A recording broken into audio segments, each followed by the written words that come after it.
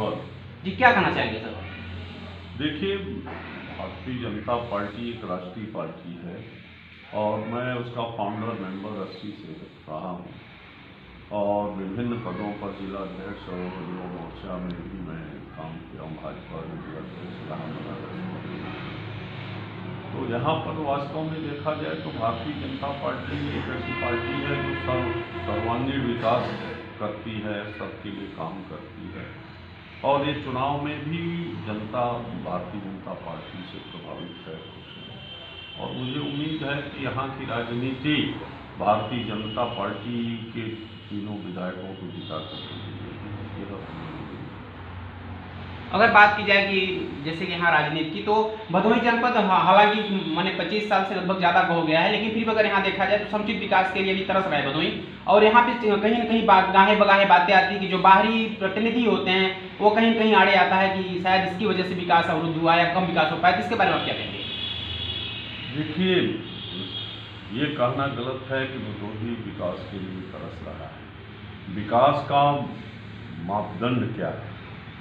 विकास का मापदंड है शिक्षा की व्यवस्था हो, स्वास्थ्य की व्यवस्था हो, यातायात की व्यवस्था हो, पावर की व्यवस्था हो, बिजली की व्यवस्था हो और इन सब मामलों में हमने बहुत पहले भदोही जनपद को आच्छादित कर दिया है, उसको पूरी तरह से जुरेद कर दिया है।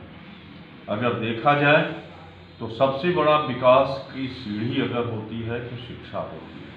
शिक्षा के क्षेत्र में अभूतपूर्व काम हुआ। शायद उत्तर प्रदेश में सब पहला यह जिला है जहां पर 40 गवर्नमेंट इंटर कॉलेज यहाँ पर चल रहे हैं, जिसमें गरीबों के बच्चे पढ़ते हैं, गांव के बच्चे पढ़ते हैं। उसी प्रकार से बहुत सारे जिले हैं जहां पर लड़कियों के लिए गवर्नमेंट डिग्री कॉलेज नहीं। हमारे जनपद, हमारी कॉन्स्टिट्यूंसी में 2 राजकीय महिला डिग्री कॉलेज की हमने स्थापना की, शिलान्यास किया, उद्घाटन किया, सब चल रहे हैं। हमने यहाँ पर बच्चों के लिए, यहाँ के नौजवानों के लिए रोजगार के लिए तकनीकी शिक्षा की व्यवस्था की, पॉलिटेक्निक का निर्माण कराया। तमाम बच्चे यहाँ पर पॉलिटेक्निक का कोर्स करके आगे बढ़ने का अवसर उनको मिला। इसी प्रकार ITI, मैंने 2 गवर्नमेंट ITI की स्थापना यहाँ पर करवाई ताकि यहाँ के लोग शिक्षित हों और विकास, उनका विकास होगा तो निश्चित रूप से जिले का विकास होगा। इसी प्रकार हमने 2 मॉडल इंग्लिश इंटरमीडिएट कॉलेज की स्थापना की ताकि इंग्लिश मीडियम से भी हमारे जनपद के बच्चे जो है पढ़ करके आगे बढ़ सकें। क्योंकि स्वाभाविक है कि बड़े बाप के बेटे तो बड़े शहरों में जाकर पढ़ लेते हैं, लेकिन गरीब के बच्चे, किसान के बच्चे, मजदूर के बच्चे बाहर जाकर के पढ़ने में सक्षम नहीं हैं, चाहे वो लड़के हों चाहे लड़कियां हों। इसलिए हमने उनको सारी सुविधा मुहैया कराई ताकि भदोही के किसान, मजदूर, गरीब के बच्चे पढ़ करके आगे बढ़ें, अपना जीवन सुधारें, ताकि भदोही का भी विकास हो। इसी प्रकार से हमने यहाँ पर शिक्षा के क्षेत्र में एक अभूतपूर्व काम किया। पावर के क्षेत्र में हमने काम किया। तमाम 132 kV के पावर हाउसेस हमने लगवाए, 400 kV के पावर हाउस का शिलान्यास किया, 220 kV के पावर हाउस का शिलान्यास किया। कम से कम दर्जनों तो 33/11 kV के पावर हाउस का निर्माण कराया। गांव-गांव तक बिजली के खंभे, तार, ट्रांसफार्मर पहुंचाया। और यह भी सच है कि जब 6 घंटे बिजली आती थी गाँव में, तहसीलों पर, तो भदोही जनपद को 24 घंटे बिजली हमने उपलब्ध कराई। यह अपने आप में एक रिकॉर्ड है। दूसरे जिले में नहीं बिजली जा रही होगी, आज भी यहाँ 24 घंटे बिजली मिलने में कठिनाई हो रही होगी, लेकिन वह जमाना था जो हफ्तों बिजली कटती नहीं थी, बिजली काटने के लिए सिफारिश होती थी। उसी प्रकार से जिला मुख्यालय का निर्माण कराया ताकि जिला नजदीक जिला हो और मुख्यालय हो ताकि लोगों को उसका लाभ उठा सकें। तहसील का निर्माण और का कराया ताकि किसानों को दूर जाना नहीं पड़े, सारा काम उनको तहसील से हो जाए। सामुदायिक स्वास्थ्य केंद्र का निर्माण हमने कराया, होली से लेकर औराई और अनेकों स्वास्थ्य केंद्र का निर्माण कराया।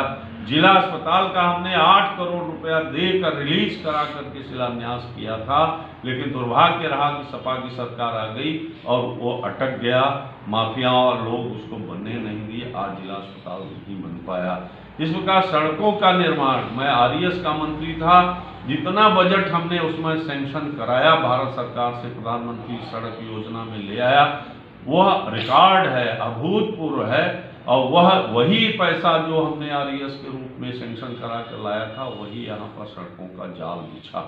तो इस प्रकार से भदोही का जो विकास हुआ वो तो दूसरे जिलों में उतना नहीं हुआ जितना भदोही में हुआ। पशु अस्पताल का कम से कम 5-6 तो पशु अस्पताल का भी निर्माण हमने कराया था।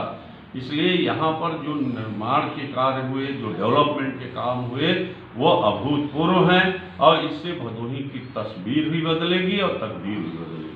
इतना होने के बावजूद भी, विकास होने के बावजूद भी, आप खुद बताएं कि जो जिला हॉस्पिटल है उसकी दिक्कत हो रही है, अभी गंगा पुल की दिक्कत हो रही है, और चीनी मिल की हो रही है, गोपीगंज कंबल कारखाना की हो रही है। आखिर इन पर सरकारें क्यों नहीं ध्यान दे रही हैं, या ध्यान दे रहे तो यहाँ की जनप्रतिनिधि इस पर नहीं काम करें, कि क्या हो रहा है, इसकी वजह क्या बन पा रही है आपके हिसाब से? नहीं, देखिए, जो औराई चीनी मिल है इसे 2004 में मुलायम सिंह सरकार थी, वो बंद कर दिया। मैंने आंदोलन चलाया, पूरे जिले को बंद कर दिया था। उस समय अखबार उठा के देखेंगे तो पूरा जनपद बंद था। जबरदस्ती हमने वार्निंग दिया कि 1 हफ्ते के अंदर, 10 दिन के अंदर चीनी मिल नहीं चलेगी तो हम जो है स्वतः जाकर उसे चालू करेंगे, और मैं जा करके उसे चालू कराया। मिल चली भी, लेकिन उस साल फिर उसके बाद बंद कर दी गई। इस प्रकार से इसको यहाँ के जनप्रतिनिधियों की जिम्मेदारी होती है कि वो थोड़ा दबाव बनाए विधानसभा में, मुख्यमंत्री के यहाँ, ताकि अगर चीनी मिल नहीं चल पा रही, कोई अन्य कारण है, तो दूसरा प्रोजेक्ट आना चाहिए। और इसकी वजह से सैकड़ों एकड़ जमीन अनावश्यक पड़ी हुई, उसका लाभ यहाँ की जनता को मिल सके। जहाँ तक गंगा पुल का सवाल है, गंगा पुल भी एक एक्स्ट्रा बनना चाहिए, क्योंकि मिर्जापुर और भदोही को जोड़ने के लिए, बनारस को भी जोड़ने के लिए एकमात्र ऐसा पुल है जिसकी अति आवश्यकता है। उसके लिए मिर्जापुर के लोगों को पहल करनी होगी, क्योंकि यह पुल, गंगा पुल मिर्जापुर में है। इसलिए मैं चाहता हूं कि जनप्रतिनिधि जरूर इस पर ध्यान दें। अगर नहीं दिया है तो हम कोशिश करेंगे कि जो भारतीय जनता पार्टी के एमएलए एमपी यहाँ से जीतेंगे, हम उन पर दबाव बनाएंगे कि वो इस बात को सरकार के संज्ञान में लाएं, और ताकि ये काम पूरा हो सके। नहीं, जैसे कि आपके बारे में बात आती है कि आप अपने यहाँ की बिजली के लिए राजवीर उपाध्याय जी से आपका हो गया था कुछ, नरेश अग्रवाल जी से जी, तो आखिर इस तरह के जो आज जनप्रतिनिधि आखिर इस तरह के क्यों नहीं एक्शन लेते, जो अपने क्षेत्र के विकास कार्य के लिए एकदम लड़ जाते थे आप जैसे लोग, तो आखिर आज ऐसी क्यों मिल रही है? देखिए, ये तो वही बता सकते, लेकिन मैं इतना जरूर कहूँगा कि जनप्रतिनिधियों को ठेकेदार नहीं होना चाहिए। जनप्रतिनिधियों को अपने परिवार के लिए कोई जो है राजनीति में स्थान नहीं देना चाहिए। जनप्रतिनिधि का सिर्फ एक ही परिवार होता है, वो है जनता, जनार्दन, जिला और कॉन्स्टिट्यूंसी। उसके लिए काम करना चाहिए, और मुझे उम्मीद है कि भारतीय जनता पार्टी के सभी जनप्रतिनिधि इस मुद्दे पर काम करेंगे। और हमारे जहाँ तक सवाल है नेताओं का, भारतीय जनता पार्टी ऐसे नेताओं का बहुत कद्र करती है जो जनता के लिए संघर्ष करते हैं। हमारे ऊपर लोगों का आशीर्वाद, बड़े नेताओं का भाजपा में इसीलिए था कि हम लड़ाई जनता की लड़ते थे, लोगों की लड़ते थे, और इसीलिए उनका सहयोग मिलता था और सारे डेवलपमेंट के काम। अगर भाजपा की बात की जाए तो आप 17 साल बाद फिर वापस किए हैं भाजपा में, और आज चर्चा चल रही हो सकता है कि आपको विधानसभा टिकट या तो लोकसभा टिकट पर दावेदारी मिल सकती है, इसके बारे में क्या आपके हिसाब से क्या विचार है? देखिए, टिकट देना जो है ये पार्टी नेतृत्व पर निर्भर करता है, और पार्टी नेतृत्व ये देखती है कि कौन सा व्यक्ति है जो समाज के लिए, जनता के लिए काम कर रहा है, संगठन के लिए काम कर रहा है, तो निश्चित रूप से उस पर विचार करती है।